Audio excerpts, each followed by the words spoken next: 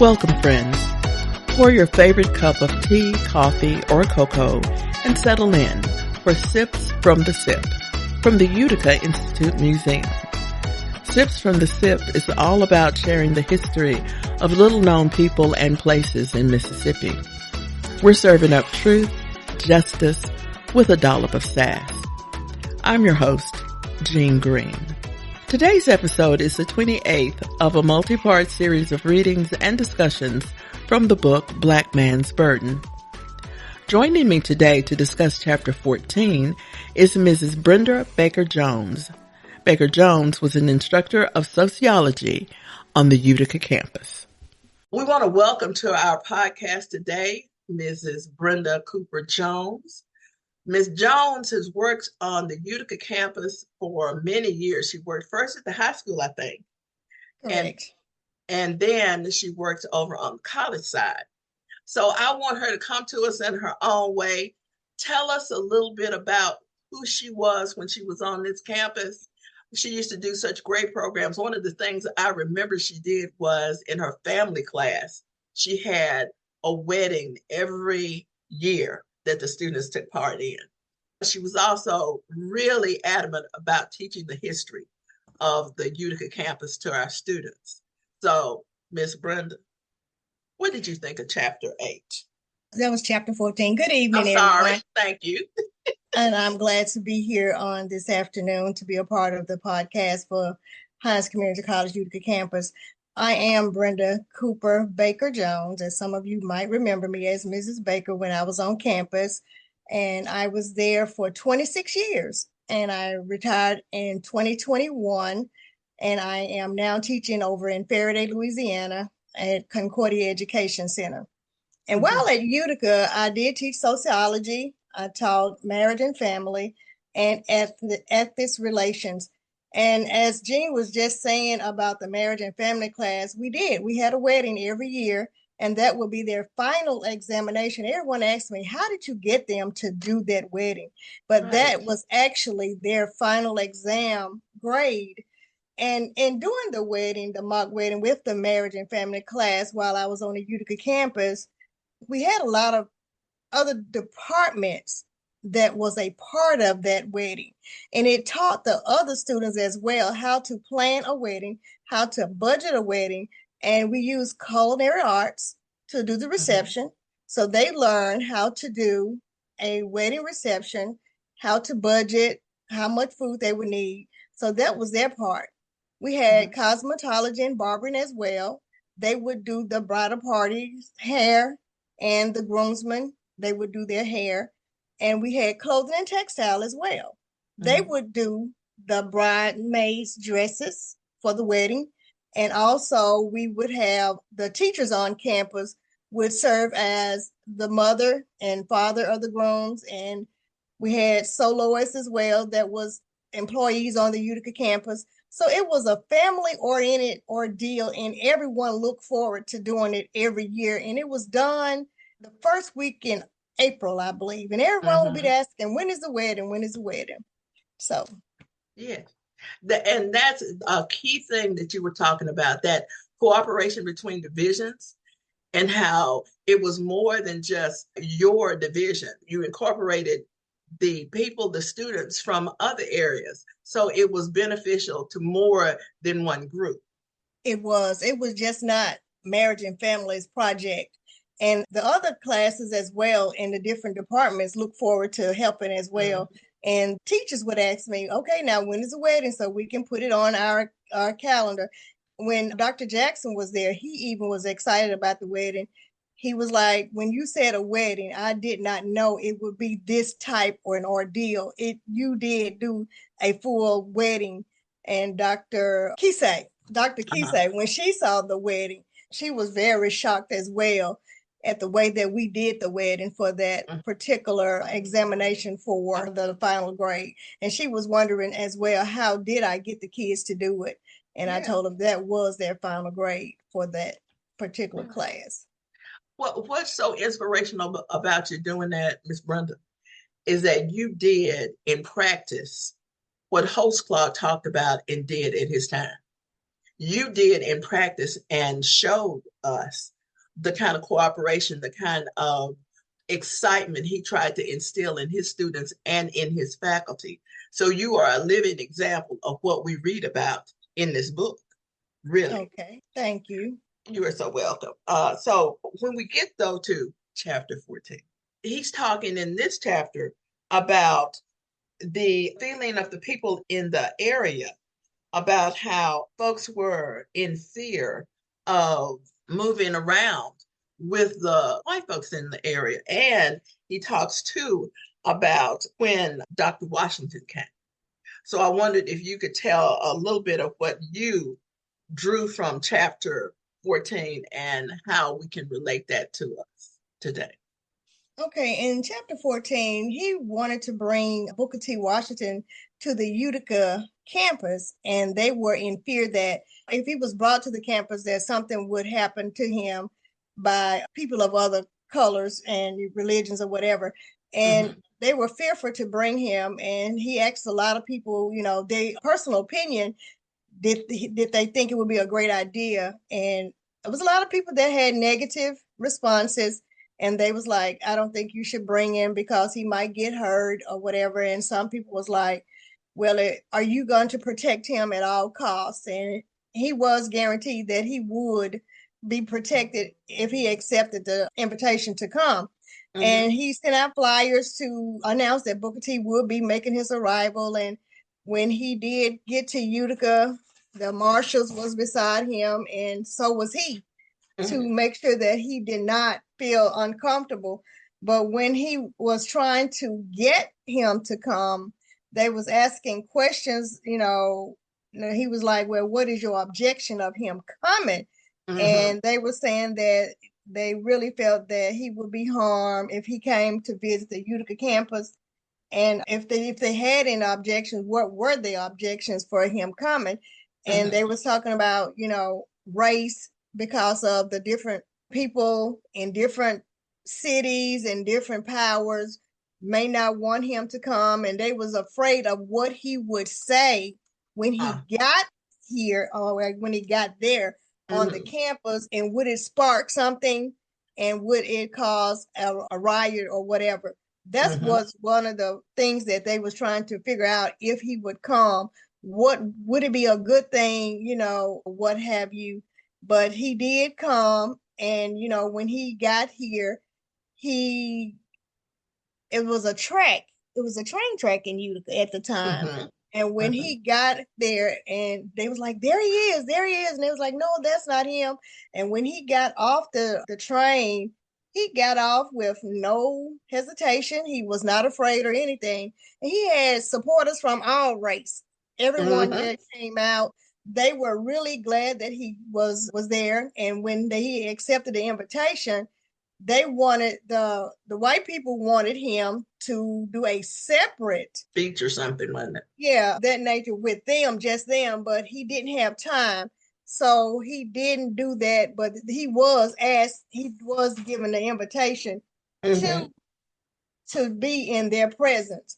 So that is, just like today when we're having something, we wonder sometimes, depending on where it is and what it is it just for, even today in 2024, you ask yourself the question, where am I allowed to go to this? Because of, what has happened in the past. So you have to ask you ask yourself, am I welcome to come? That's just like even back when, whites and blacks didn't visit the same churches back in the day, but now you have a mixed congregation. So, we have come a long way from where we were at one point in time. And mind you, this was way back in 1908 when this did place. So we did have a lot of racism going on at the time.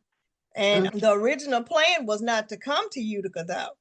He was wanting to go to Mount Bayou. Yeah, he wanted to go to Mount Bayou, but they turned him down because of. So he was adamant about getting him to come to Utica. I really thank you for that assessment. It was interesting when I was reading it that the black people didn't want him to come, because he might get hurt. Right. And for some reason, it made me think of my feeling after Barack Obama was coming down Pennsylvania Avenue and he got out of the car. He and Michelle got out of the car. I've never been so scared for somebody I didn't know in my life. Yes, Was he going to be hurt? What was this going to mean for everybody? well, So I can see, that was I can, one of the things that I had yeah. compared to as well was President Obama about Mm-hmm. him being assassinated and, as being the first Black president of the United States. Mm-hmm. Mm-hmm. Yes, That's true. So you got this man, Booker T. Washington, coming to Utica. And at the time, he was the preeminent voice for Black America. He was the one that the politicians went to, where everybody turned to. So if that voice had been snubbed, what could have happened? And then what would that have meant for the people who lived in Utica? Because there weren't that many years removed from that riot that happened in Clinton. right. So that's always on someone's mind, is this going to be safe? Is he going to say something that's going to upset the white folks? And the white folks were saying, well, as long as Booker does, says what he needs to say. Right. So once he got there and started talking, then they realized he was really more accommodating to them than they had thought. Yes, it was hundreds of people that was trying to get in to see him, and it was not enough room. And they was really glad that he came to Utica to speak. And after he left Utica, other people wanted to see him as well and have a platform for him to speak at their colleges or wherever they wanted, churches as well. But he did, when he came to Utica as a stranger, but when he left, he was not. He was very, placid about coming. He was not like he was this big person and you couldn't touch him or anything. He was real down to earth. So that was a good thing that when he got here, he let them know that I would not hurt you or anything as long as you don't hurt me, that type deal. When we think about it, Miss Brenda, we see what this man, Holtzclaw, had said he would put himself between Booker T. Washington and danger. Exactly. Who gonna do? I mean, just saying that you would put yourself between someone else in danger, that I would give my life to keep your life safe. Today, we don't have people who will put themselves between somebody talking That or is step up, speak for what we need to have on this campus. Listen, if we know we need programs, who is going to speak up and step up and say that? This is something I think that they could probably get if they had any knowledge of who the man was that founded it. that is correct because when Holtzclaw found Utica, he came there with a vision. And now my thing is this: the love for the school is not what it once was. And you must have a backbone to stand up for Utica. And like you say, everyone is not going to stand up for Utica. And in today's time, I really would like to see more people that are graduates of Utica to hold positions there so that they could care about what is really going on down there and somebody that knows the history. You Yeah. can't function and do things like you want to do them if you don't know the history. That was one thing that I was really adamant about when I was teaching sociology. I gave tests on the Black man's burden. They had to know all about that. They had to know the history of Utica. They had to know the Black national anthem. They had to know all of this in my classes. And this was some things that I thought was very important as to be on the Utica campus, the Utica Ode. You had to learn this in my classes. So in looking back at when he came and his vision, it's not what it used to be. It's just like I'm here to get a paycheck now, and everybody that really knows the history, and if they know it, the people that's there now probably won't listen, because the younger generation really don't. They just don't listen, and it's sad to say, but it's the truth. So It's just a matter of if somebody is there and want to help you to carry on the legacy of the college, of his dream. I just really think that, you should listen so that it can be carried out. The thing about trying to inspire, I tried to tell folks, I didn't know anything about host call until I came to Utica in 2000. I had no idea. And it was folks like you and Gwen Strong and Miss Turner, all the folks who had been there forever and ever, telling stories that made it come alive for me. And so once I understood, I mean, it took a minute. I didn't just jump up at the first time somebody told me, go, oh, give me the Black Man's Burden, I must read it. No, but it was seeing that in the flesh with the people who worked here and who had gone to school here, who lived in the community and who loved it, that really made it come alive for me and inspire me. What we try to do now for new faculty is take them on a tour of the town and take them on a tour of the campus and give them a snippet of what it means to be in Utica, at Utica, a Utica night. And for some, it sticks, but it's something that needs to be repeated. It's not a one and done. We have to do this over and over. So we're trying to do tours every semester for faculty, every semester for students. And when we have people who come to the museum, we give them the history. But it's something that has to be done over and over and over, repetition, repetition, repetition. Yeah, see, I taught orientation as well. And this is where I taught most of this information was in the orientation class. And I think all of this should be a requirement for the orientation class. So when they do have programs on the Utica campus, they're just not something that's being thrown together. You will understand why we are doing what we're doing. This is a legacy that was once done, and we are continuing to do this so that you can learn, how Utica was brought about and who gave us the land to have the school and all of that. Exactly. The other thing too, talking about learning about the history, not just for history's sake, because it's not, even though it happened in 1903 and 1908, it still has implications for us today, because even though it feels like we are so removed from that, we still see vestiges of behaviors and attitudes today. And we can utilize the example of host club like you did, like some others did. And it wasn't, and I'm looking at your class and everything from the outside, Miss Brenda, but it didn't seem like it was hard.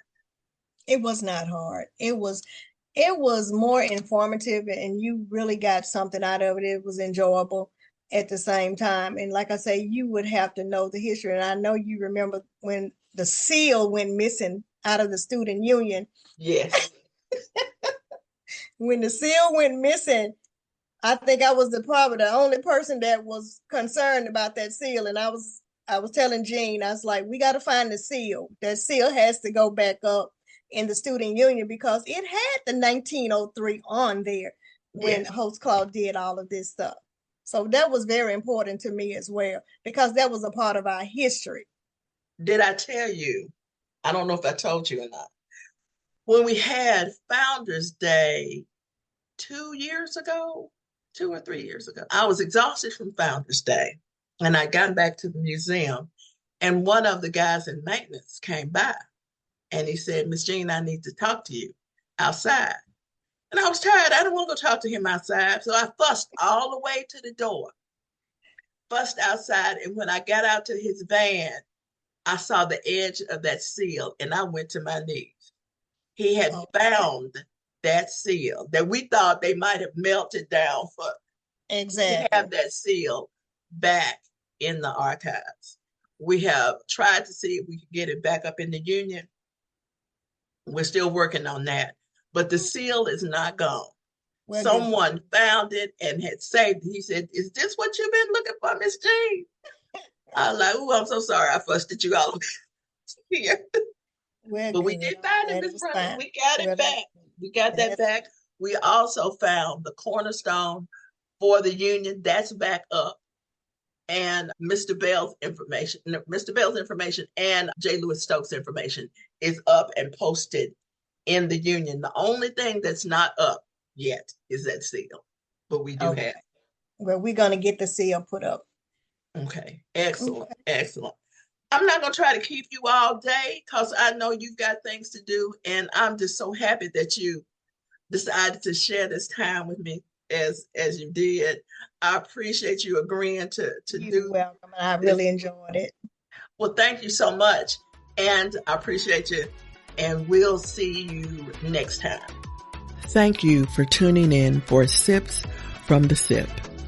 Join me next time for a reading of Chapter 15 of William Holtzclaw's Black Man's Burden.